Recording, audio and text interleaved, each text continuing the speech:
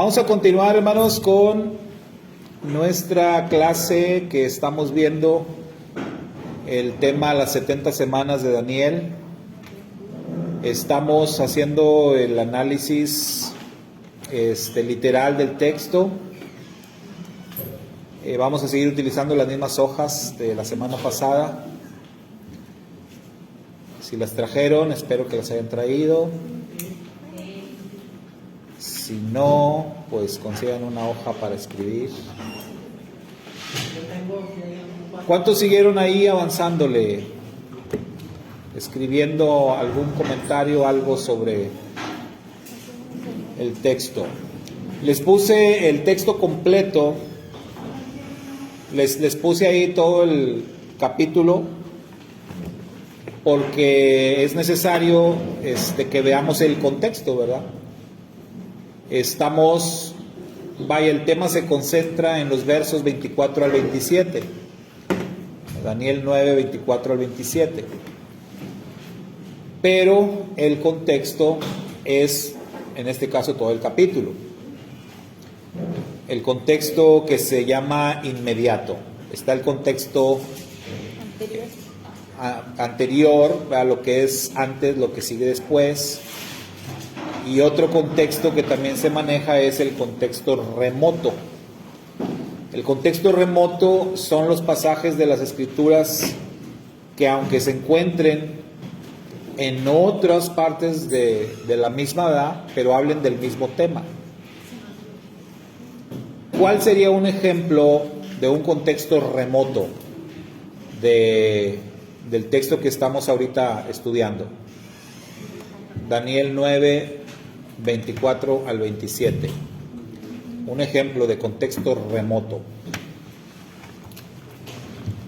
Para ver si se entiende. Shabbat Shalom, hermana Ketita. Idgalut, ¿pero qué parte?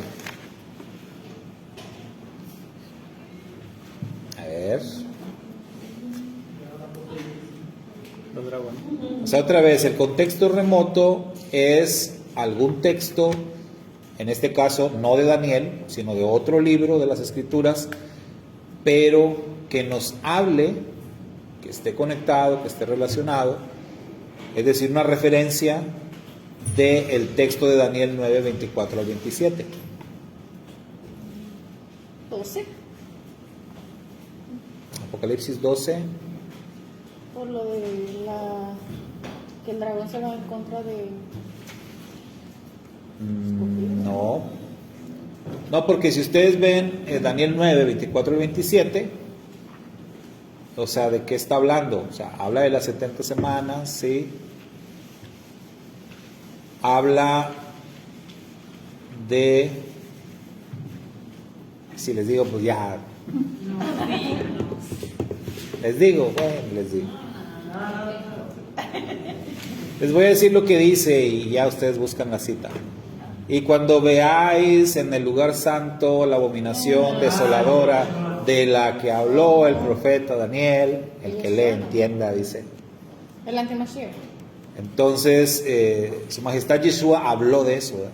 Hizo una mención de ese texto de Daniel, precisamente. Daniel 9, 24 y 27, ahí se menciona esa abominación desoladora y el Mashiach la mencionó.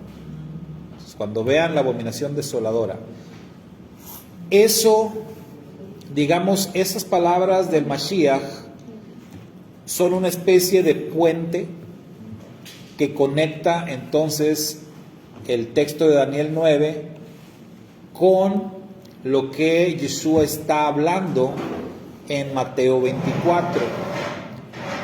Y en Mateo 24, Yeshua está hablando de las señales que van a ocurrir antes de que se instale el reino mesiánico o antes del fin de esta era. De hecho, unas Biblias traen título ahí en Mateo 24 y dice en el título, señales antes del fin, ¿verdad? Así dice. Entonces, eso que dijo Yeshua conecta a Daniel 9 con Mateo 24. Y Mateo 24 pues es prácticamente un pasaje paralelo del libro de Apocalipsis, ¿verdad? De Galut. Todo el libro de Apocalipsis está resumido en el discurso del Mashiach en Mateo 24. Y Lucas capítulo 20 y 21 es otro texto paralelo de Mateo 24. Entonces, por eso es que en el cuadro profético, cuando se estudia la profecía de últimos tiempos, esos son pasajes, son textos que forzosamente se tienen que estudiar. Entonces, ahí es donde entra Daniel capítulo 9, ¿verdad? Si ya establecimos, ya dijimos que el libro de Daniel, en lo que es la clasificación hebrea del Tanaj, Daniel no está considerado dentro de los libros proféticos, ¿verdad? O sea, no entra en los libros proféticos, entra dentro de los libros más bien históricos. Además, Daniel no fue o no es considerado profeta, ya dijimos también las razones. Entonces aquí es nada más para aclarar, entonces, ¿por qué Daniel, el libro de Daniel, por qué es que entra siempre en los temas proféticos? Bueno, para nosotros, para los creyentes mesiánicos, para aquellos que creemos en Yeshua como el Mashiach, como el bendito Hijo de Dios, Daniel entra porque Yeshua lo mencionó. Yeshua lo mencionó dentro de un tema de profecía. Ahí es donde Daniel, para nosotros, ¿verdad?, entra en el panorama profético. Entonces, de otra manera, si Yeshua no hubiese mencionado el tema de Daniel, pues tampoco nosotros lo tomaríamos en cuenta como un escenario profético, ¿verdad? O más bien como un texto profético. Pero porque el Mashiach lo mencionó, es que entra. Y ahí está la conexión entre Daniel 9, 24, 27, Mateo 24 y el libro de Apocalipsis, completo el libro de Apocalipsis. Todo es panorama profético. ¿Sí? Bueno, entonces estamos en el contexto inmediato, que es el capítulo 9 completo, que tienen ahí en sus hojas, y estamos haciendo un análisis textual. Entonces, ¿en qué texto nos quedamos? ¿En qué verso? En 7. Bueno, lo terminamos en 7, creo. Ok, entonces estamos, ahí lo que estamos viendo, dijimos dentro de su contexto, que aquí hay una plegaria de Daniel, y es una plegaria en la que él está, digamos, buscando que se reduzca la sentencia, por así decirlo, del pueblo de Israel, del pueblo judío. Ellos están en exilio. Daniel ya sabe que el exilio ha sido determinado por 70 años. De alguna manera, o sea, Daniel sabe también lo que nosotros recién aprendimos, y que es que la profecía pues puede cambiar, que los decretos pueden cambiar cuando hay un verdadero arrepentimiento. Entonces, ese es el escenario. Daniel está orando, está confesando los pecados. Todos estos versos que tenemos acá es parte de la confesión. Verso 7, verso 8, verso 9, verso 10. En todos estos versos, y todavía en el 11, que sigue haciendo la confesión de los pecados, reconociendo la grandeza del Eterno, reconociendo que pues solamente depende del Eterno que escuche la plegaria y que responda a esa petición que está haciendo, ¿verdad? Que es concretamente que ya terminara el exilio, ¿verdad? Entonces, en ese sentido es toda esta parte del texto. En el verso 12 dice: tú has confirmado tus palabras, las cuales hablaste contra nosotros y contra nuestros jueces que nos juzgaban, trayendo sobre nosotros tan gran desastre. tal que bajo todo el Shamayín, ¿qué quiere decir Shamayín? Cielo, ¿verdad? O cielos, pues está en plural. Nada ha sido hecho como lo que ha sido hecho a Jerusalén. Cuando dice tú has confirmado tus palabras, ¿de qué palabras está hablando?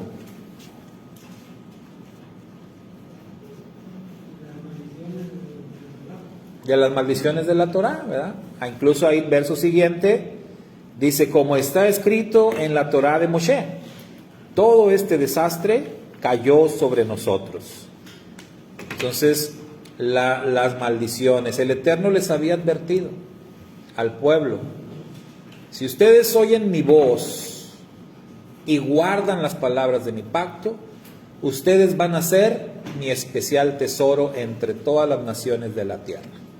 Ustedes van a ser para mí una nación santa, ¿verdad? Un reino de sacerdotes, y el Eterno les dijo todas las bendiciones que iban a recibir, si la condición, oyen mi voz y guardan mi pacto. ¿Qué está diciendo Daniel? No oímos tu voz, o sea, dejamos de oír tu voz y no hemos guardado tu pacto. Entonces él está aceptando que lo que vino, lo que les estaba pasando era algo justo. O sea, él lo reconoce, él lo confiesa. O sea, él dice, esto no es otra cosa sino lo que ya sabíamos que iba a pasar. En la Torá estaba escrito, incluso el Eterno había dicho a través de Moisés, que el pueblo no iba a escuchar su voz y que el pueblo, debido a eso, iban a ser llevados al exilio. O sea, el exilio ya estaba anunciado desde la Torá, pero también en la misma Torá está anunciado el regreso, hermanos. Pues por eso es que decimos hoy o pensamos, ¿no? ¿Por qué hay mucha gente que estudia la Biblia y que descalifican a Israel como pueblo de Dios? Y que dicen, no, Israel ya no es el pueblo de Dios, Israel fue desechado. Cuando la Torá desde el principio dice que sí, efectivamente Israel iba a ser enviado al exilio, pero ahí mismo dice que iba a regresar. Después en el libro del profeta Oseas confirma otra vez el regreso de Israel. Pero de alguna manera son textos que están como velados para el que no quiere entender, ¿no? Aunque están ahí, no los ven o no los entienden.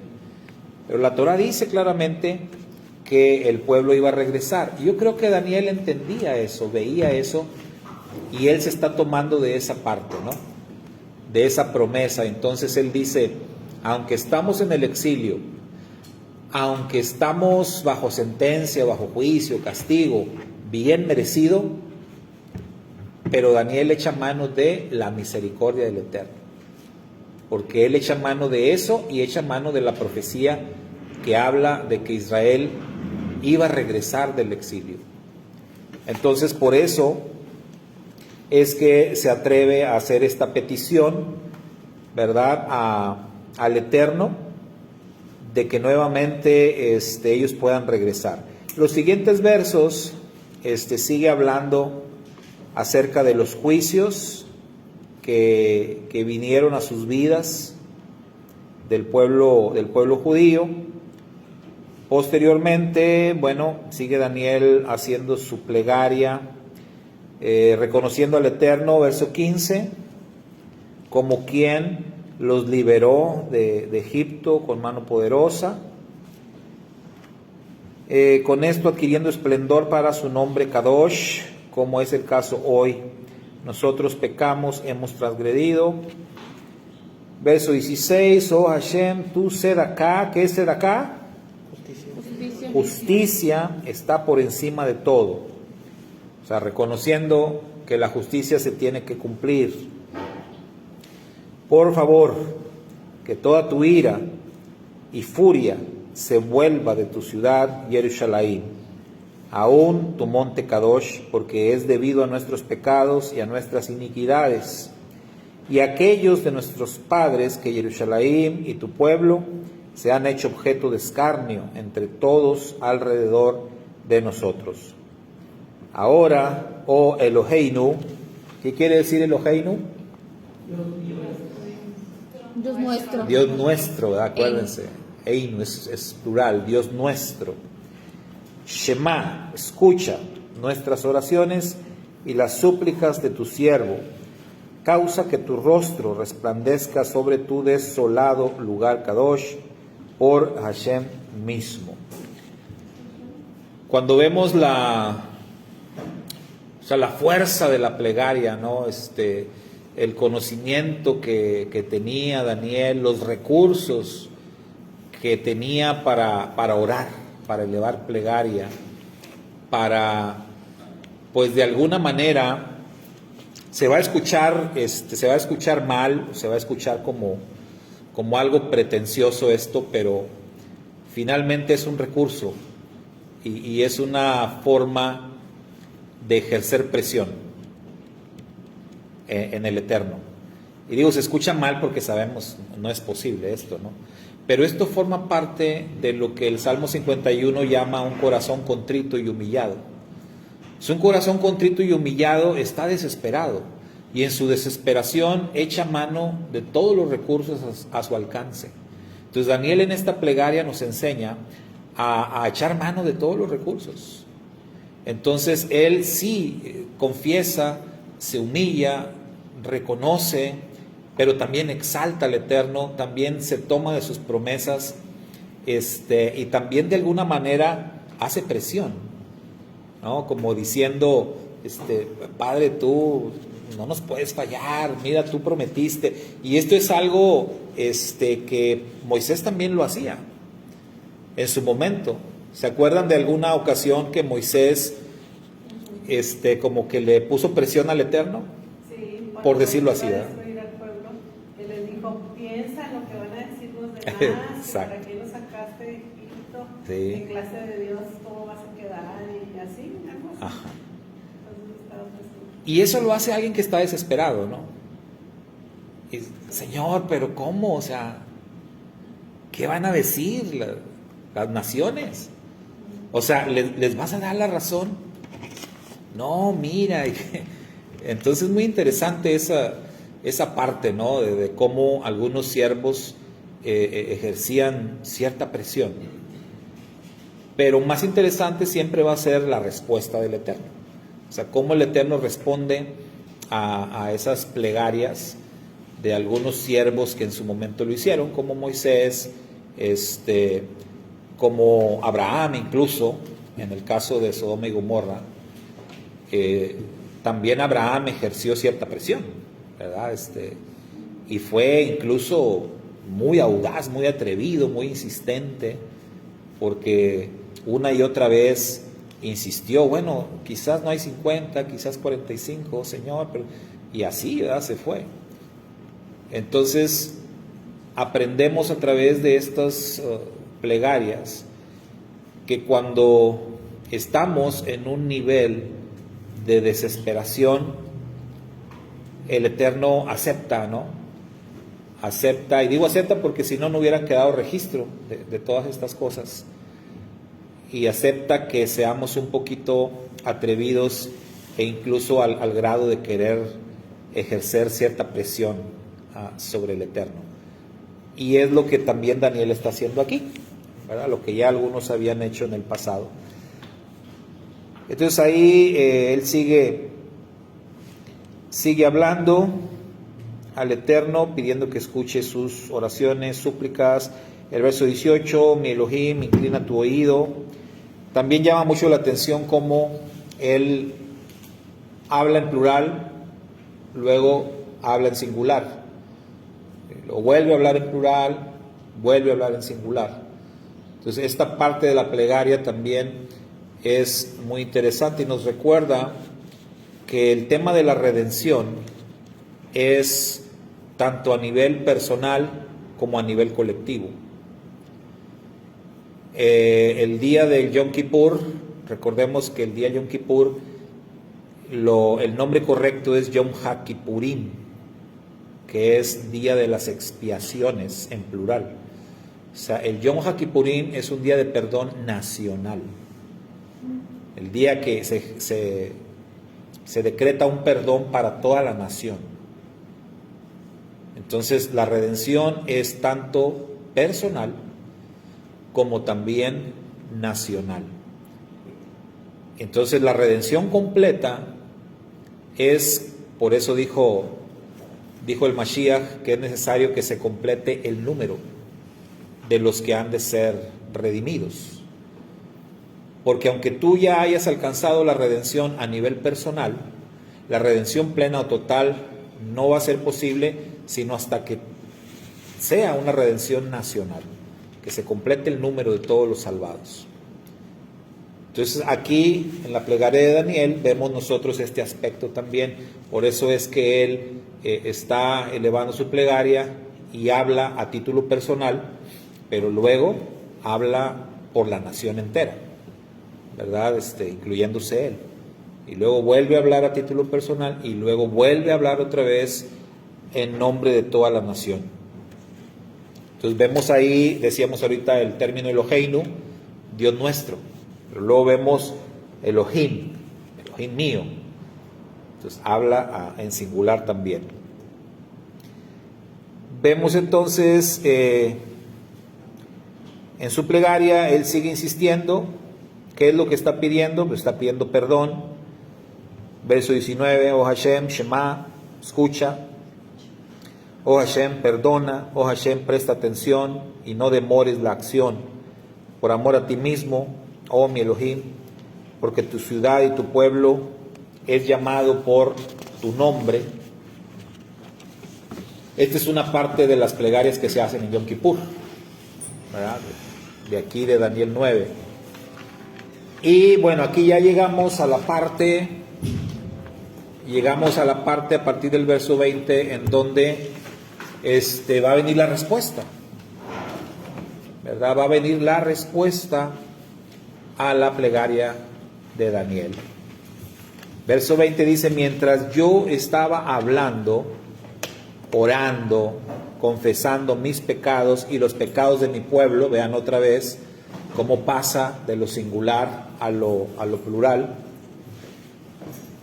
trayendo mi lastimoso caso delante de Hashem mi Elohim, referente al monte Kadosh de mi Elohim, mientras hablaba en oración, el hombre Gabriel, noten que el nombre aquí, la forma que está escrito, como esta es una versión del Tanaj, viene con un guión, ¿verdad?, para señalar que este es un nombre compuesto. Y pone ahí con la E mayúscula, porque los nombres que tienen esta terminación, tienen, el nombre del Eterno, o este título más bien del Eterno, forma parte de nombres como Gabriel, Ezequiel, Rafael, Samuel, Daniel. O sea, hay un montón de nombres de Israel que tienen esta terminación, ¿verdad? Él, que ya hemos dicho, Ismael, que esta terminación, él, es la que en las Biblias en español se traduce como Dios. La palabra él es traducido como Dios. Pero este vocablo él tiene varias formas. Esa es la forma singular, él. Pero luego de repente lo vemos como Elohá, o lo vemos como Elohim, Elí, aunque Elí es más como arameo, ¿verdad? Pero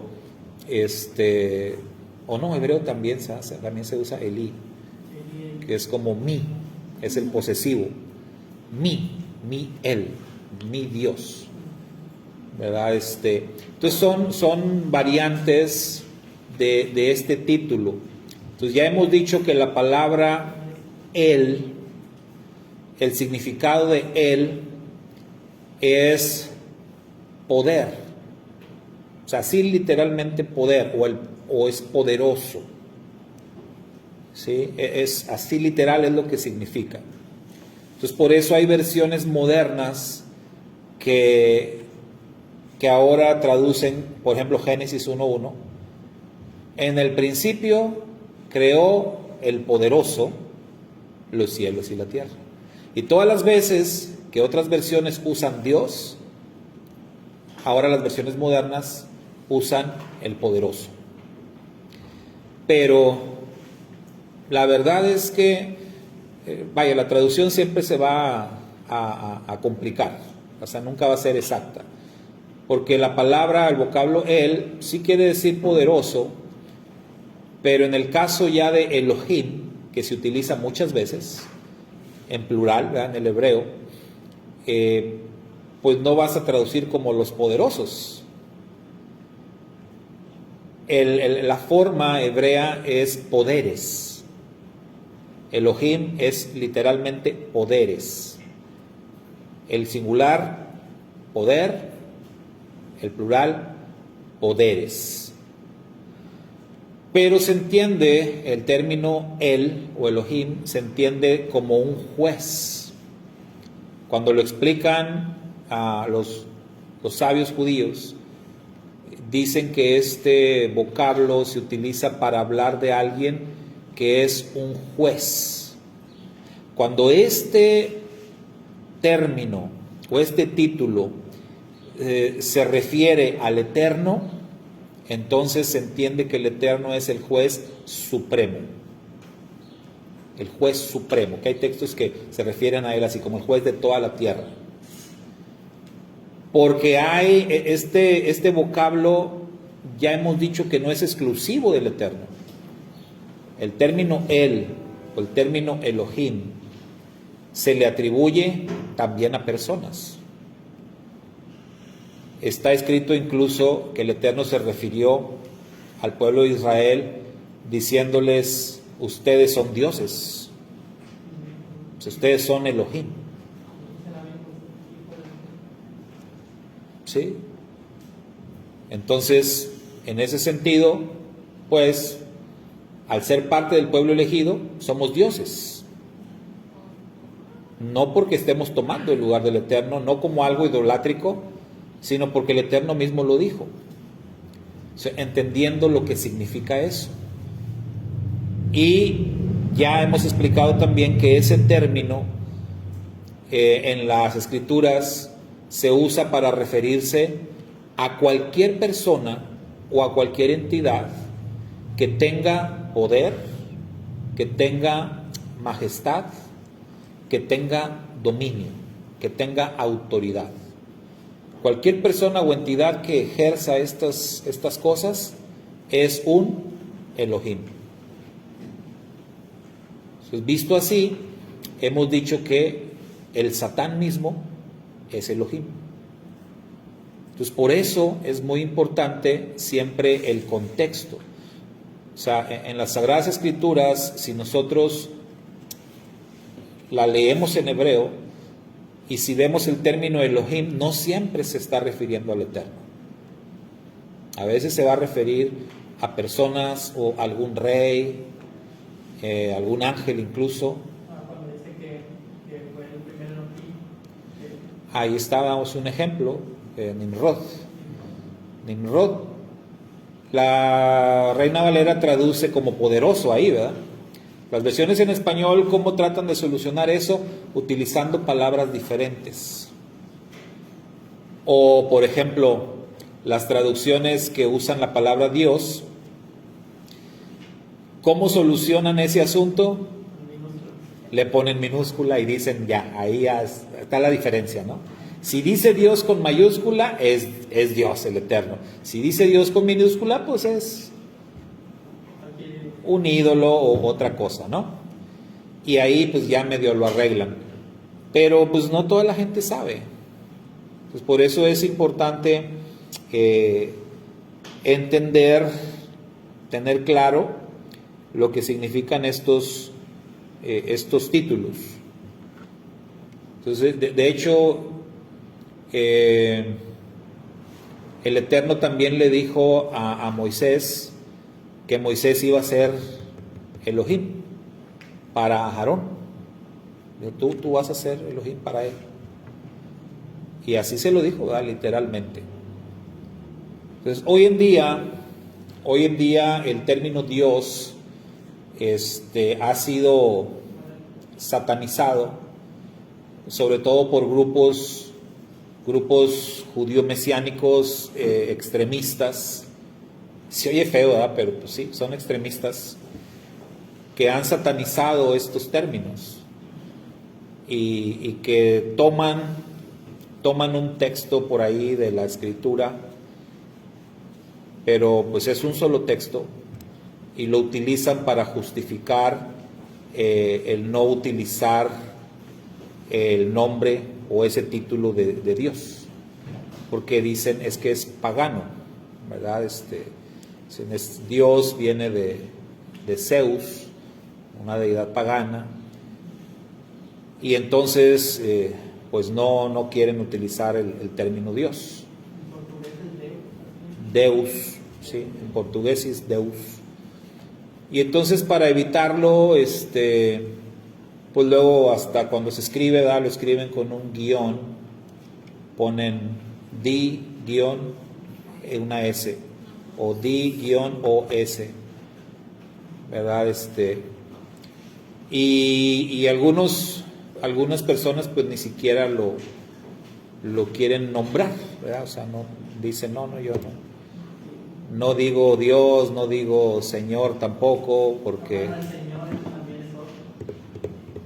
bueno, y Señor ya es que porque viene de Baal, ¿no?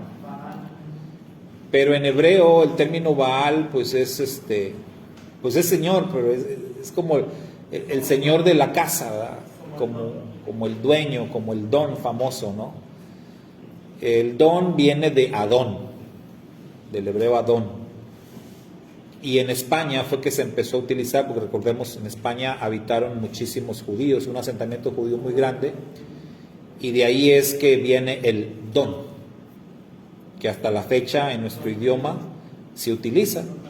Para las personas mayores aquí, don. ¿Qué tal, don? Yo desde la primera vez que me dijeron don dije, no, pues ya. ya me hice a la idea, ¿no? De que ya me empiezan a decir don o doña, ¿verdad? Las mujeres. Entonces, sientes joven hasta que te dicen don o doña, ya. Atrás quedó la juventud. Seño. Bueno, o sea, la idea es de que se ha tergiversado, se ha satanizado el uso, ¿no?, de ciertos términos, y la verdad, o sea, la base escritural es muy pobre para satanizar términos como Señor o como Dios.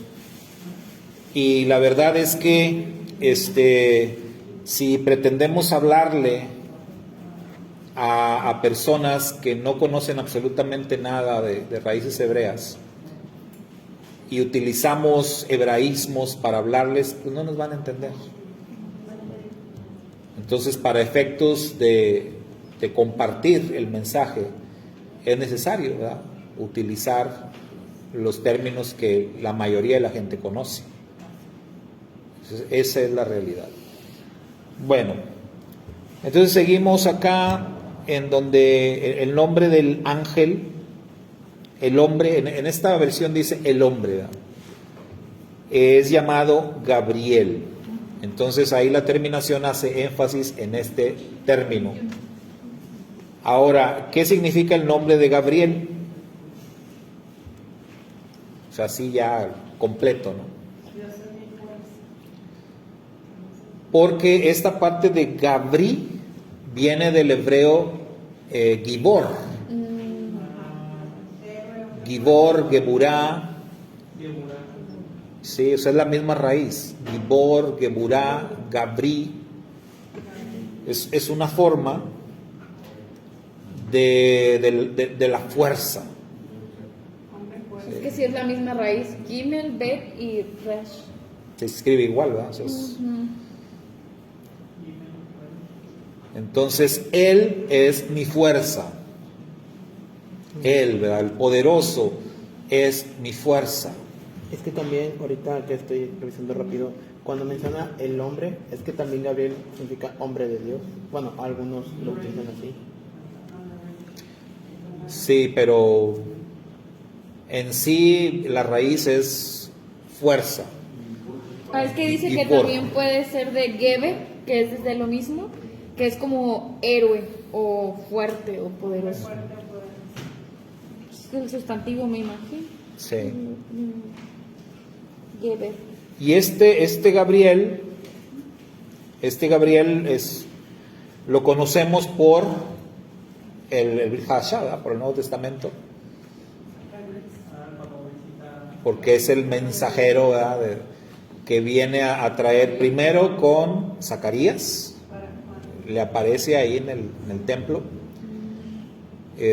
para anunciar el nacimiento de Yohanan, y después a Miriam para anunciar el nacimiento de Yeshua. Ese es el mismo Gabriel. Entonces, de ahí que se ha enseñado que al parecer este mensajero pues tiene como que esa tarea, ¿no? De traer mensajes que van a cambiar todo el cuadro, ¿no? Para la nación de Israel. Sí, o sea, él es un mensajero. El otro que conocemos mucho es Miguel, o Mijael, ¿verdad? En hebreo. Y ese Mijael, del que ya hemos hablado también, ese sí es un arcángel, ¿verdad? Tiene un rango elevado. Y ese Mijael se dice que es el protector de Israel, el que protege y defiende a la nación de Israel. Entonces, cada quien tiene su ministerio, ¿no? Su tarea que cumplir. Entonces, es Gabriel quien viene hacia Daniel, a quien había visto, dice, en la visión al principio. ¿De qué visión está hablando? Bueno, ahí si nos regresamos en el mismo libro de Daniel a los capítulos anteriores, vamos a ver que ya Daniel había tenido una revelación sobre los imperios que iban a venir. Y esa visión se la había mostrado Gabriel también. Entonces por eso dice, así como Daniel dice, pues Gabriel ya lo conocía, ¿no? Ya había venido a traer mensaje. Por eso dice que ya había hablado con él. Y dice, vino volando y me tocó en la hora del minjá de la Ereb tarde. Algo que caracteriza a Daniel también y que todos los que estudiamos las escrituras identificamos a Daniel por algo muy importante, que era un hombre de oración. Hasta hay un canto, ¿no? Por ahí un corito que dice: 3 veces oraba Daniel en el día. ¿Sí? Entonces, Daniel, bueno, porque él es reconocido precisamente por esa parte de su vida donde, precisamente por saber que era un hombre de oración, enemigos dijeron: así vamos a acabar con él. Porque ellos hicieron que el rey firmara un edicto para que nadie pudiera elevar como que oraciones a otros dioses. Y ellos sabían que Daniel no se iba a someter a eso, y por eso iban a acusarlo. Y el libro de Daniel dice que cuando eso pasó, Daniel no solamente siguió elevando sus plegarias, sino dice que incluso hasta abrió así, ¿no? Las ventanas y todo, para que me vean. Y usualmente no lo hacía. Daniel entendía desde entonces lo que el Mashiach diría después, que tú ores en lo secreto, ¿verdad? Tú no tienes que, nadie te tiene que ver cuando oras, ni tú en secreto, enciérrate. Pero esa vez Daniel sí abrió todo y dijo: ahora sí, necesito que me vean, ¿verdad? Porque están mandando como que un reto, un desafío. Bueno, ahora sí, para que me vean que estoy orando.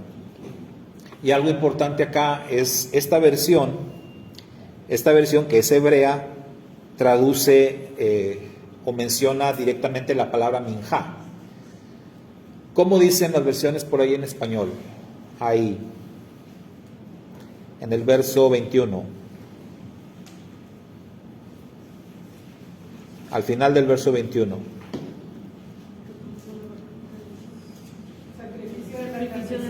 Sacrificio de la tarde. Qué interesante, ¿no? O sea, qué interesante que utilicen la palabra sacrificio,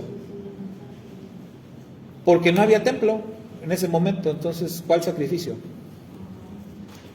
Entonces, esas traducciones en español nos ayudan a entender que hoy en día, al igual que en los tiempos de Daniel, al no haber templo, lo que sustituye, fíjense bien, lo que sustituye los sacrificios en el templo son las plegarias.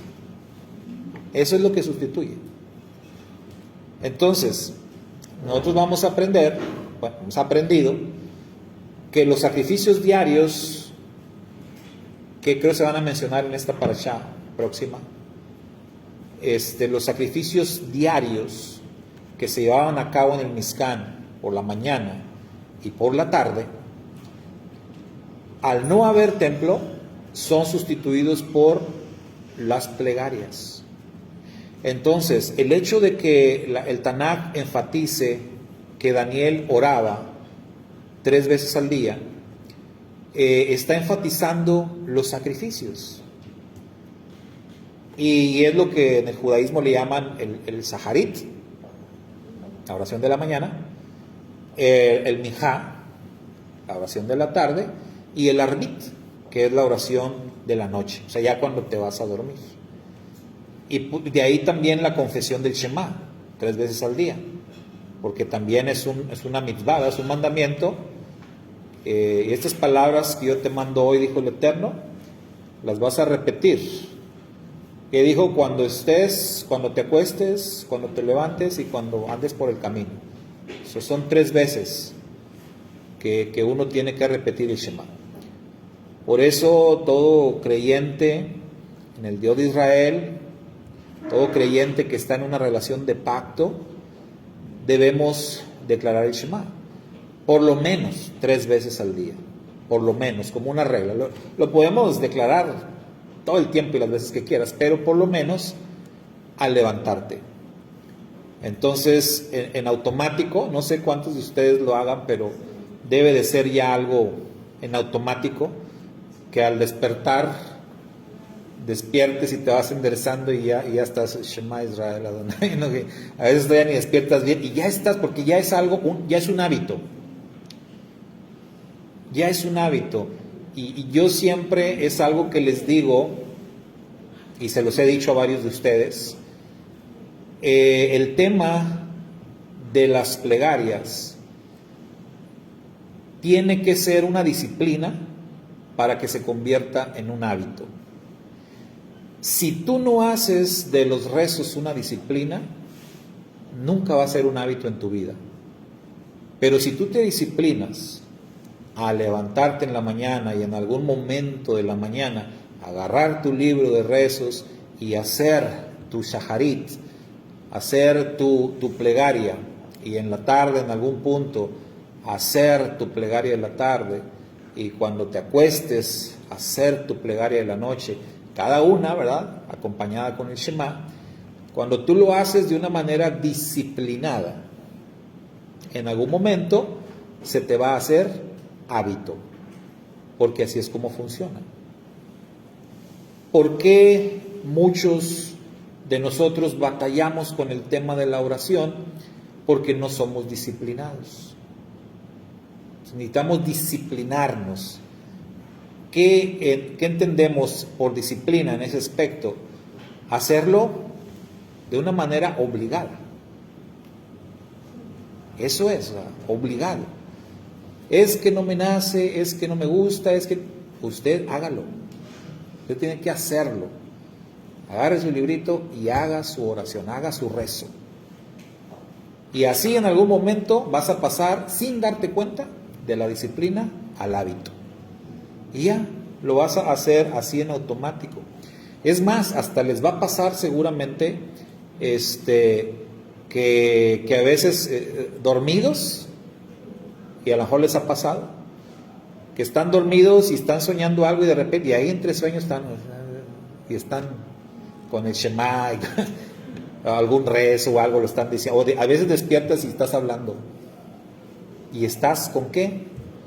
Con eso que se te ha vuelto un hábito. Entonces, por eso de ahí la importancia, ¿no? de ser disciplinado.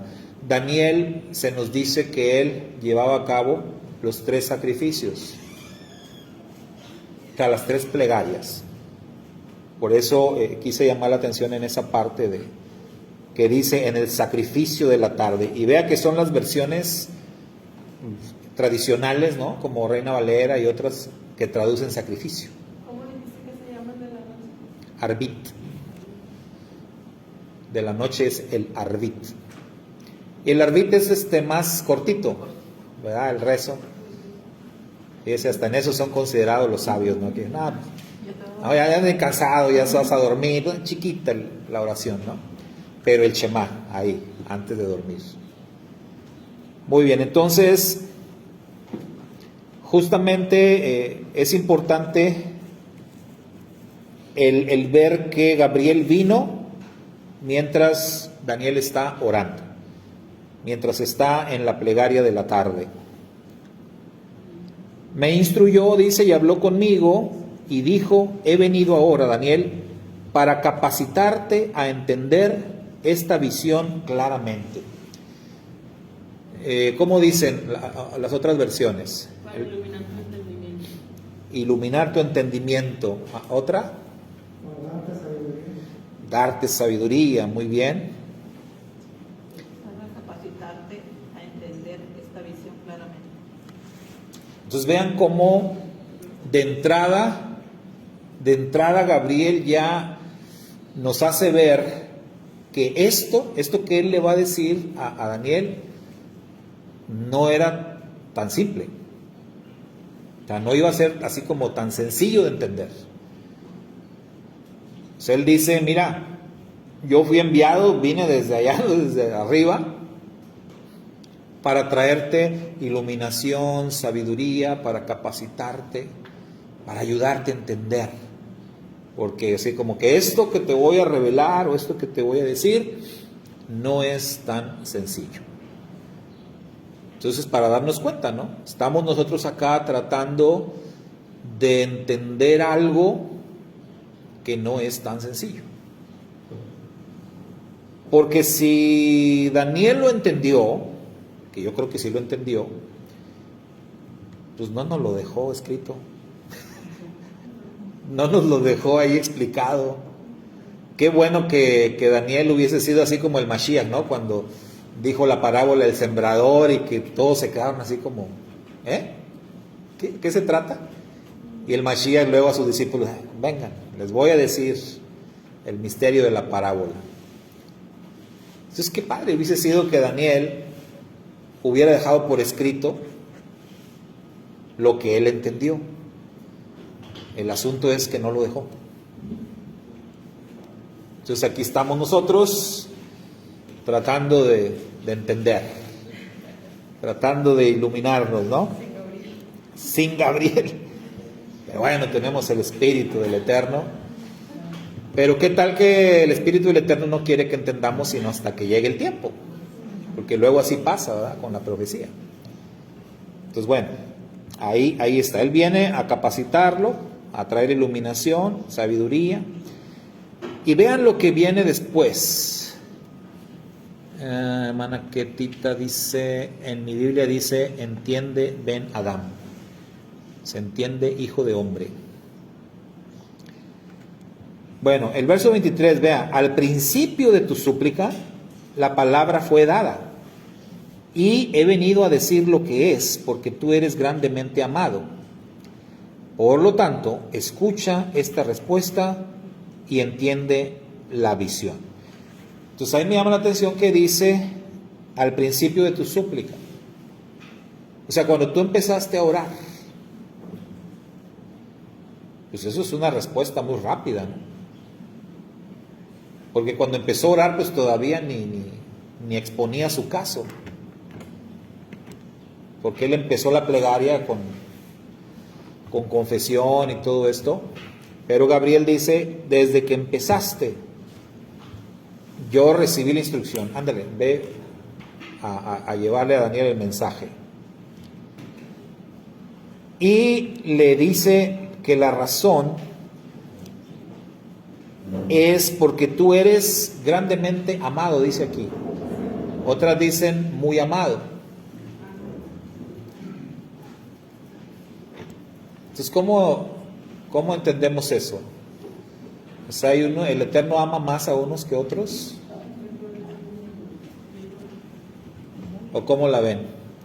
Yo he conocido varios que dicen, yo soy el consentido de Dios, dice. Pues Daniel está hablando por él y por todo el pueblo. Entonces, yo pienso que la respuesta es para todos, ¿no? Muy bien. Muy bien, hablábamos esta semana, ¿no?, del tema de la separación. Y decíamos que el Eterno hace separación entre Israel y las demás naciones. Entonces, Israel es el primogénito, es llamado el primogénito. Y sí, en ese aspecto, el Eterno dice, me gusta la expresión que utilizan en el libro de la cabaña, ¿verdad? Soy especialmente afecto, ¿verdad? Utilizan en el libro, no en la película, ¿no?, pero en el libro, el libro de la cabaña, ¿no lo han leído? Bueno, ahí, según cuando Dios habla, ¿no?, con el protagonista ahí del libro, le dice, soy especialmente afecto a ti. Y luego en otra, no, soy especialmente afecto a... Y hay un momento que dice, uy, pues tú eres especialmente afecto a todos, ¿no? Pues sí, la verdad es que sí, dice Dios, ¿no? De hecho, ahorita que estoy viendo una versión de la Biblia del Oso, es que, bueno, aquí pues se me complica mucho porque está utilizando ya Lenguaje antiguo. un español más o menos antiguo que mezcla el alemán también, hay Sí. signos alemán. Pero aquí dice que yo he venido a enseñarte la palabra porque tú eres un varón de deseos. Digo deseos porque el símbolo que utiliza en el alemán se pronuncia con una S, con una D, entonces es un nombre de deseos. Yo lo entiendo más de deseos, anhelos o algo que tenga en su interior. Yo lo entiendo así. Entonces a lo mejor es como que el deseo de Daniel de que el pueblo sea otra vez. Bueno, así lo entiendo yo, conforme a lo que salió en esta versión. Sí, la versión es que es una versión antigua y cuando la lees así, tal cual, literal, por ahí tenía, bueno, la hermana Hilda tiene una Biblia del Oso, y una vez la trajo aquí, es una reliquia, pero antigua, ¿verdad? Entonces, pues tiene esa desventaja, como dice Iván, la quieres leer y pues Está complicado. está muy difícil, es lenguaje muy antiguo. Pero, pues no, es no. Una que es la de Pagista, dice, Ajá. al principio de tu súplica salió el decreto del Señor. Yo he venido a manifestarte, pues compasivo eres y entiende el decreto. Es que también aquí hay que leer que no se preocupaba por sus pecados, sino por todo el pueblo se preocupaba. Sí. Por eso eres compasivo eres, por eso. Sí. esa palabra ahí. Por eso siempre es bueno consultar varias versiones, ¿verdad?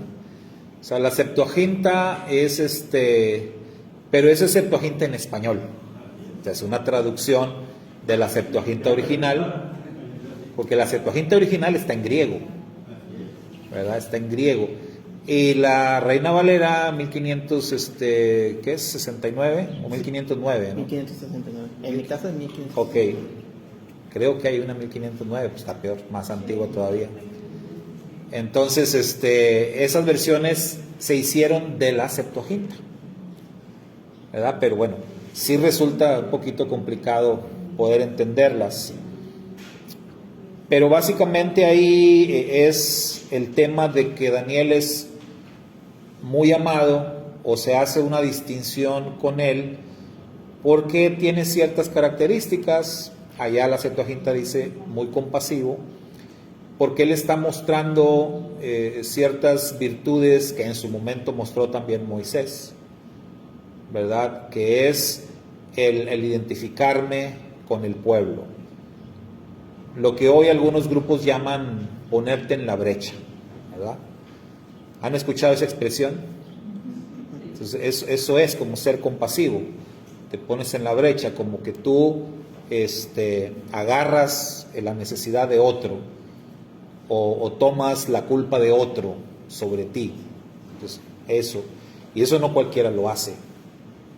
Entonces, por eso Daniel es reconocido. Y ya de ahí, hermanos, pues ya va a venir, ya llegamos al verso 24, ahí ya va a venir el meollo del asunto, de lo que estamos estudiando.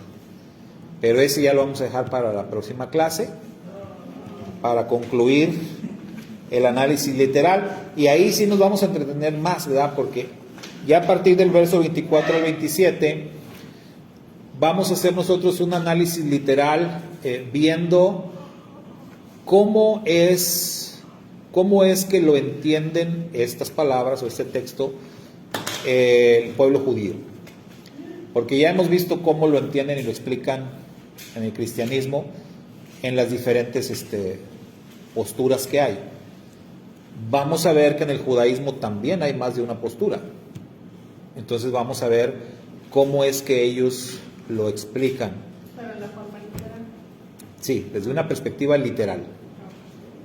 Entonces ahí vamos a ver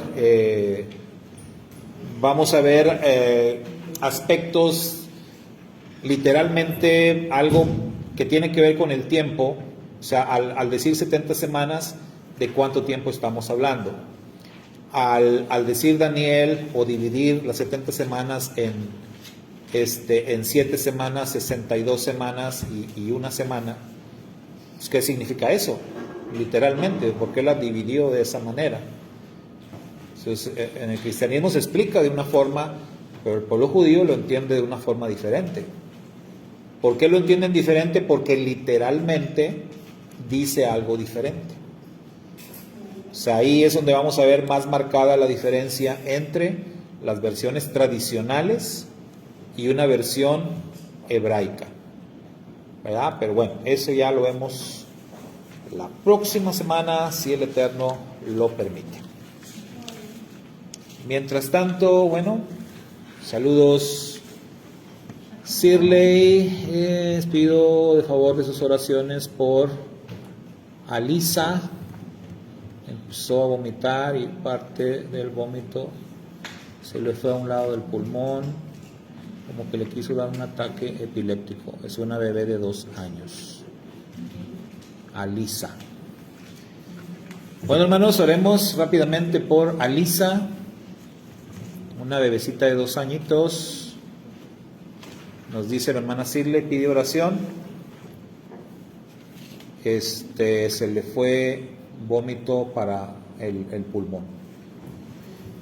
Oremos, Padre, te alabamos, bendecimos tu nombre porque tú eres bueno y para siempre es tu misericordia. Elevamos esta plegaria a favor de la bebé Alisa.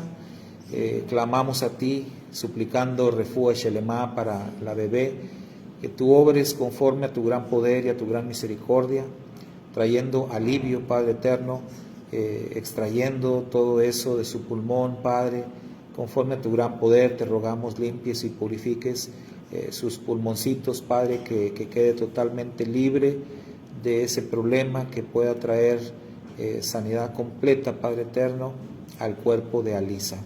En tus manos la ponemos, por los méritos de tu bendito Hijo, nuestro Redentor, Yeshua HaMashiach. Amén y amén. Es que el Eterno sea con ella. Bendiciones, hermana Norma. Bueno, nos despedimos. Quédense un ratito más en nuestra siguiente clase. ¿Quieren salir o no quieren salir? No quiero. Pues ahora van a salir para que.